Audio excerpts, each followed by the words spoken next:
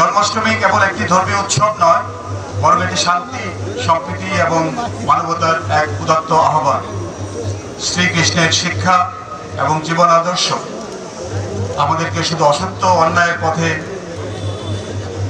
রুখে দাঁড়ানোর সাহসী যোগায় না, বরং অসহায় ও আত্মমানবতার পাশে দাঁড়াতে এবং সমাজের সাম্য, ভ্রাতৃত্ব, সহনশীলতা ও সম্প্রীতি প্রতিষ্ঠায় গভীরভাবে অনুপ্রাণিত করে।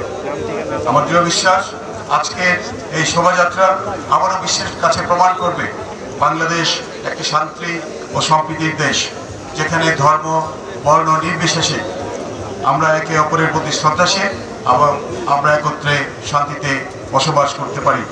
আমি নিশ্চিত আজকের এই মিলন মেলা আগামী দিনে দেশমাতৃকার উন্নতি, সমৃদ্ধি ও সার্বিক কল্যাণে গুরুত্বপূর্ণ অবদান রাখবে এবং আমাদের সামাজিক বন্ধনকে আরও সুদৃঢ় করবে। আমরা সশস্ত্র বাহিনীর সদস্যরা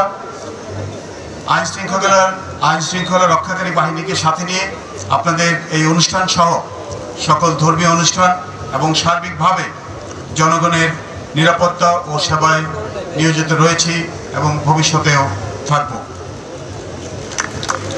এই বাংলাদেশ আমাদের সবার।